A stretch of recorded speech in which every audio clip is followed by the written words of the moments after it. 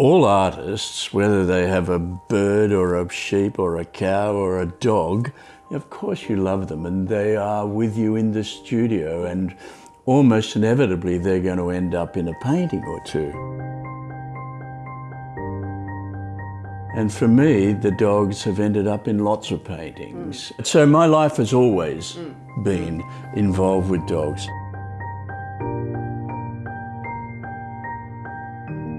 She always appeared to me like Cocker Spaniels, black, super black, black on black, and bits of blue and kind of curly, and slightly pinkish eyes. I made her rather, the painting rather smaller than, rather more compact. With Spotty, Spotty's legs didn't quite match his body. To say that he was overweight would be unkind, but I often made his legs in the paintings just slightly longer than they actually were. Oh, you flatterer. Well, you know, Spotty, I didn't want to upset him. Indy, the blue cattle dog, a classic Australian dog, fiercely protective of us, would bark furiously at anybody that came near us, but was a very gentle dog. And then Bexley, the last dog, Bexley had a strange shaped jaw, had a strange overbite where one tooth stood out. Bexley looked ferocious, but was frightened of things like the movement of a butterfly or a piece of paper is floating away. Bexley would be hiding. We've had 4 dogs over our life. We don't have any at the moment. Most of them are buried here in the garden, and we think about them all the time. And look, it just brings tears to my eyes to think that these dogs will end up in the National Portrait Gallery. I mean, what more can a dog ask for?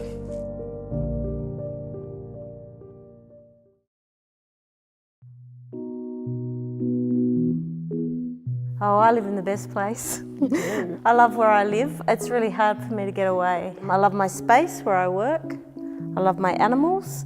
I love my garden. And I call it Lucy Land. I just live in Lucy Land. Right, there's 8 cockies. Yeah. There's 4 dogs.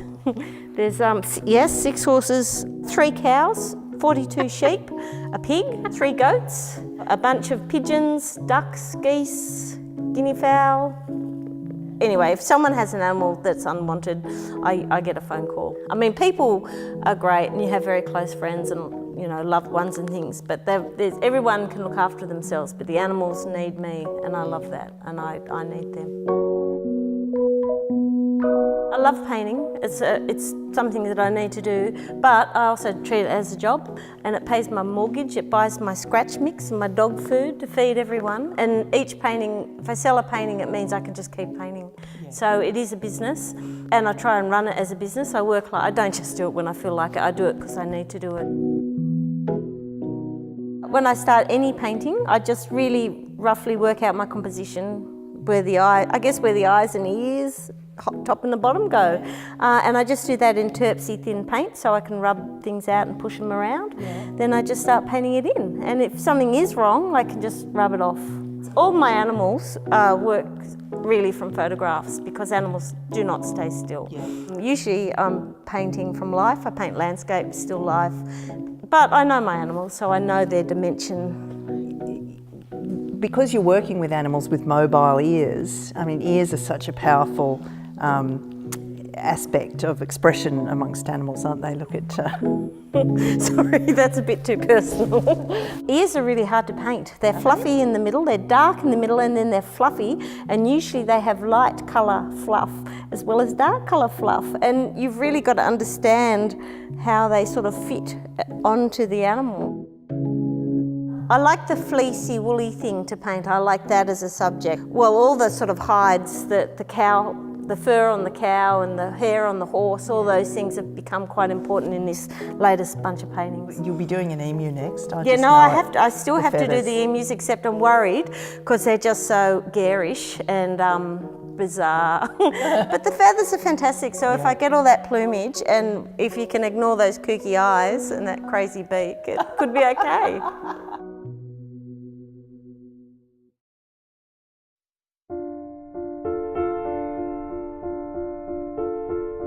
Animals have always sort of been the basis of my work, I suppose, animals and people. I think the first series I did was a series of cats. People or animals, you know, their eyes really tell a story.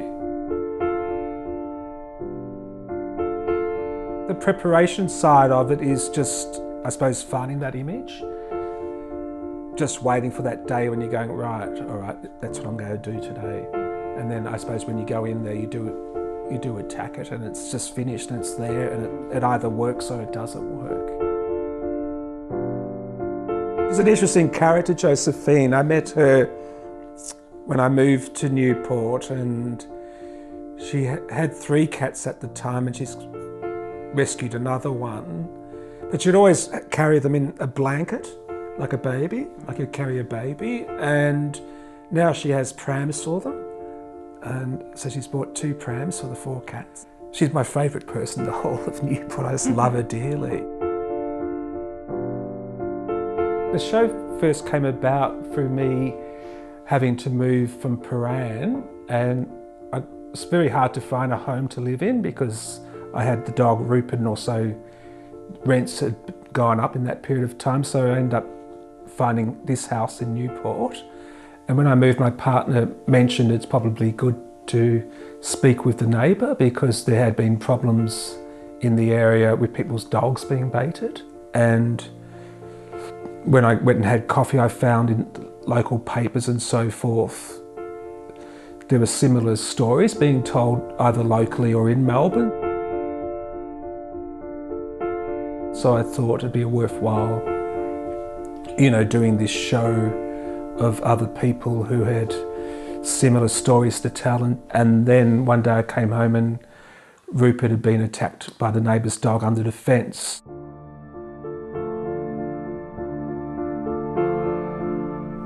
I've had Rupert for roughly 8 years, and I suppose that's where the whole show stems from, was him now having to stay inside. So I think the bond even has grown stronger because it's sort of 24/7 really, which is a beautiful thing that come out of that, you know. I think that's, you know, really special that our bond has grown even further. And as you can see, I mean, it's just perfect, perfect.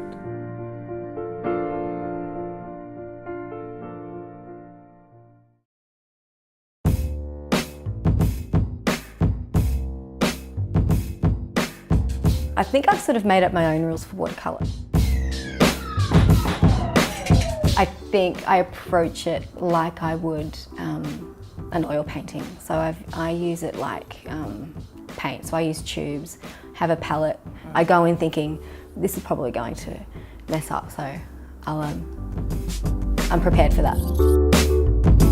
I think it's something I aim for in most of my work, is that sense of ambiguity. I don't want to tell the viewer, you know, what's going on. I think I would like to suggest what might be happening. They don't trust that it's just a really pretty cat in a tree. No. Yeah. Well, I wouldn't want them to. So I grew up in Melton, which is an outer suburb in the west of Melbourne. I guess my work has always been influenced by just my memories of growing up in Melton. I remember having dogs like from the age of 3. By the time I hit probably about 10, I wanted a cat. But I had a friend who lived around the corner, and she was a very bad influence. Was she? The bad fairy? Yes. She said, right, well, my cat's just had kittens, so if you want a kitten, it's yours. I'm like, oh, well, my mum won't let me. So we made up this plan that she would come knocking on my bedroom door in the middle of the night. She knocked on my door with the kitten. I got the kitten in the morning. I said, oh, look, Mum, look what climbed in my bedroom window overnight. But she didn't fall for it. And she knew, somehow she knew it belonged to Belinda. She said, take it round back to Belinda's.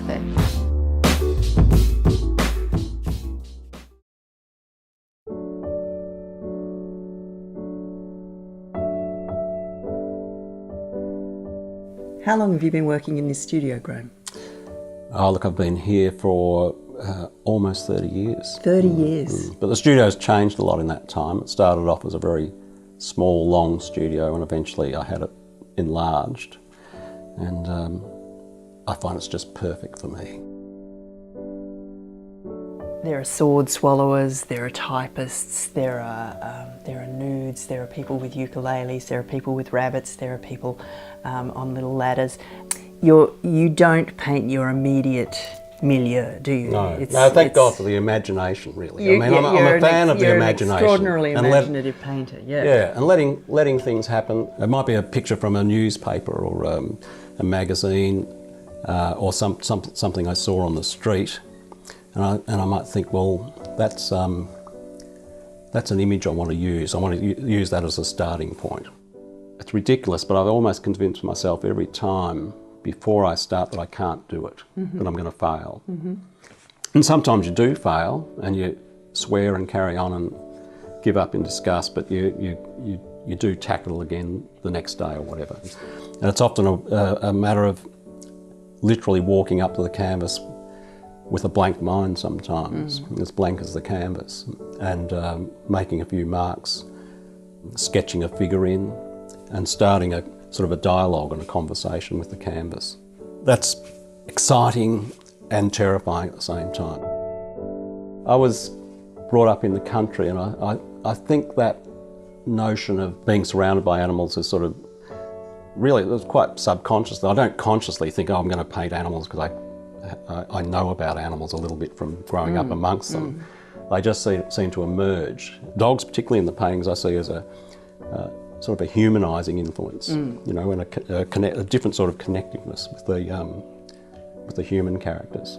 Does the dog ever come into the studio with you? Not very often. The dogs don't. They come and have a bit of a sniff around every now and then, but you know, when you're varnishing a painting and have dog hairs, and particularly with the short-haired one, Billy, I often would take paintings in for exhibition and picking dog hairs off the canvas.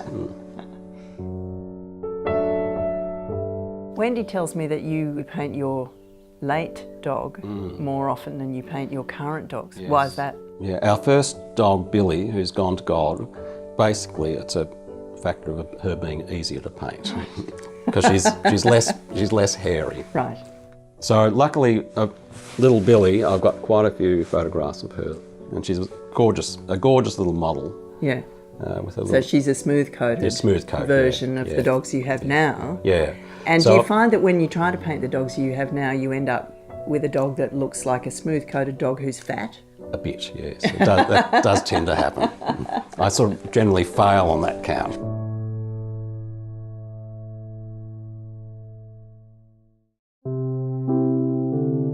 I live in Mullumbimby, which is on the north coast of New South Wales.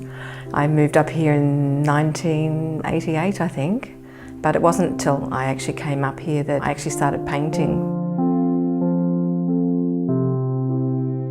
Was this a house that you had intended to paint? I did, and I've been intending to paint it for a very long time. Well, I go walking most mornings with a couple of friends of mine, and I don't have dogs anymore. They passed away a few years ago, the family dogs, and I haven't decided to get another one, but I do go walking with two friends and they have dogs. And everywhere we go, there's a certain thing about the lead and the dogs and them meeting each other, and if you know the person, you stand and have a conversation.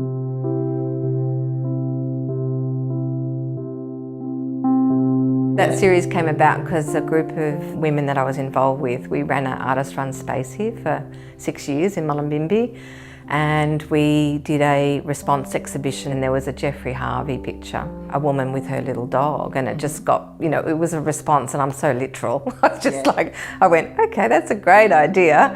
And then I literally just went around the streets and asked friends and a few strangers, you know, people that I came across, and the idea was so fascinating to me to capture the relationship between a dog and the person's legs, and you could, from the body language, you could just tell so much. I mean, people have seen some of these works and they actually recognise the person, and they can't see a face, and I just thought that was such an interesting thing. I think some of the houses that I've been attracted to have been from people that are quite obsessive. You know, they have a certain style and a uniqueness about them. Well, Mrs. Frisbee I met because one day I was going past a house and I saw the garage door open, and inside were, well, what I could see, hundreds of paintings. And she was at the front. She had a mobile scooter and she was putting it away, and so I told her I was a painter and I was just curious about her work, and so she was a little bit reluctant to talk to me, but then she said, look, you know, if you think that's a lot, come inside, and out to my studio. There was hundreds of paintings, and she'd actually just sat in that house with no TV for years, crocheting or painting.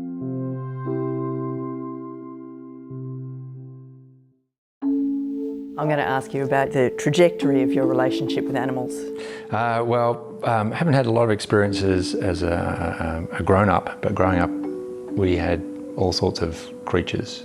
Mum worked at the James Roos Science Lab, so she'd come home and bring these little critters home. But being the eldest son, I was actually the one who had to euthanize when they had to, when they bred, because they'd reproduce by the dozen constantly.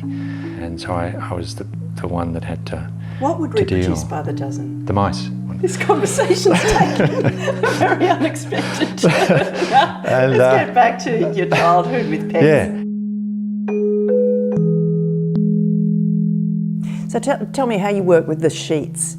Well, I start with, it's three horizontal on top of each other watercolour sheets, because one of the things I realised is the entire body demonstrates a language that helps carry the personality of the person, where when you've only got a sort of a three-quarter, it's a bit locked off. It doesn't have the entire carriage of and the weight, as you spoke of earlier, of the person sitting.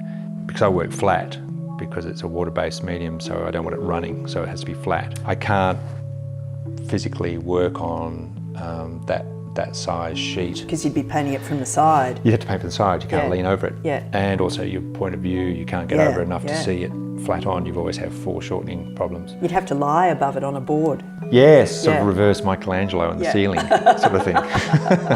Some kind of sort of swing. We had a lot of trouble with paint. I think it was Lucian, the Whippet. And because, as you can see, quite a lot of white fur, and I think it had a run-in with the dioxin violet. And dioxin violet is one of the handful of pigments. It's just there's no getting away from it. Once you get just an increment, that increment turns into a tsunami. There's floods. It just goes forever. One of the most difficult things about painting people with animals is because they don't really settle into one pose because the animal shifts around. So they go with the animal quite a lot. No surprise, really. Well, you had a bat that got away, didn't you? No, the bat was one of the best sitters because it was daytime, so that's when a bat sleeps. It took me a while to find which wings I was going to do, because the wings would kind of go into the amazing kind of, it was almost like it was yawning or stretching out, and then it would, do all these kind of weird things, and then I just had to find the place where it fit with the pose.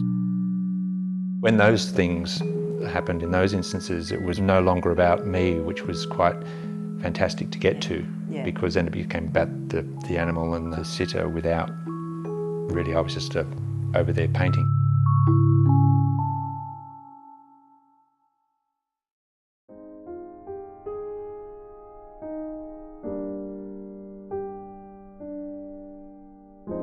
I didn't get a dog until I was about 40. That was Pamphlet. She lived for 18 years, nearly, and then I've got him. Basil interrupting proceedings. Yes. Basil, come on. Basil's a lost dog too, aren't you? You are a lost dog. Does he sit with you when you're painting? He sleeps. Yeah. With me. Yeah. There was one stage he was sitting in his basket and the sun was pouring down on him, and it was all very nice, and the sun went behind a cloud and I started to hear this little didn't realise what it was, but he was just registering a complaint that it was a bit could I bring that sun out again, please? Because it really wasn't satisfactory. So this is Basil's first painting, Basil Steps Out, Yes. but you painted Basil's, your late dog, Dora Pamphlet, quite a Yes. lot. Is Pamphlet there as a compositional element or because she was there? Because she was there. And this was painted very late in her life. She had Dogsheimer's by that stage and basically spent all day on that couch. Actually, I think the painting in bed with the animals might have been the first one that she was in. Yeah. It's just suddenly I wanted to celebrate this, you know, my life in bed with animals. And, you know, we had 2 cats then, Oscar and Hercules, and they're in it too. But that's what it was like most mornings, you know. They'd all come in and sit And in what bed. a joy it is. Yeah, and it's lovely. Yeah. And in fact, after I won the prize, the Doug Moran, lots of people wrote to me about that very thing, about how wonderful it was to have, you know, their dog on the bed with them, and or their cats. And I don't know, I think it must have struck more of a chord than I had ever anticipated. Yes, it was just seemed to be such a picture of a lot of people's life, but it was my life particularly at the time.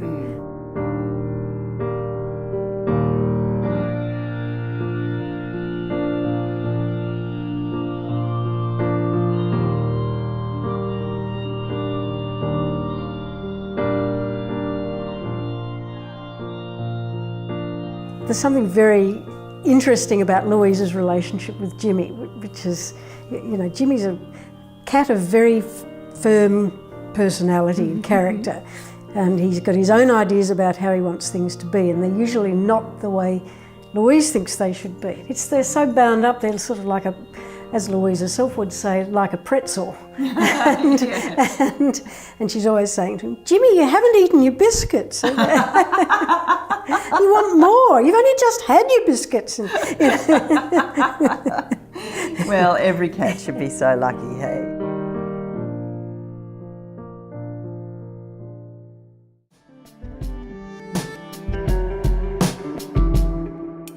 When we escaped from Sydney and came here, we had this fantastic family commune going on here at Little Hartley. Reuben, our eldest, was doing pottery, and I thought, I want to do that. Lucy gifted me a summer school with Cameron Williams at the National Arts School, and Cameron was the head potter at the Lithgow Pottery. So I got my foot in the door.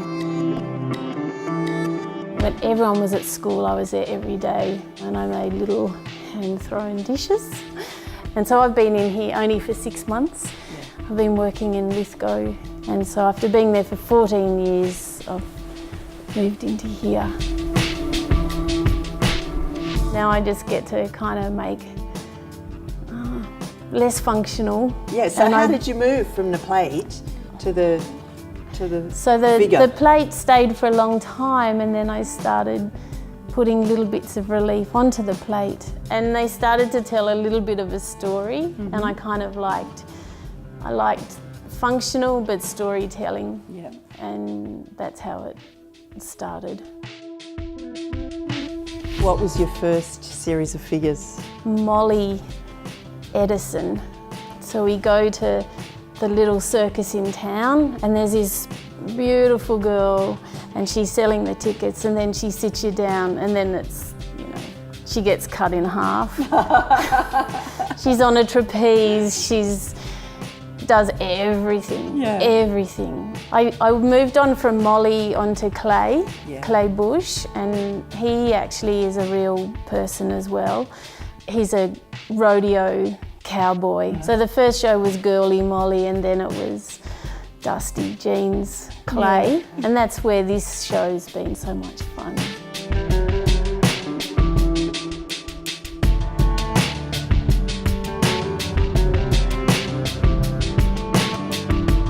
So when you sculpt a woman with a kangaroo hogging the sofa, that's me. It's real trust with any animal. I want these animals to to be part of our domestic life. Like they care, that they're not just sitting with their animal, that they're actually really caring and getting a bit of caring back.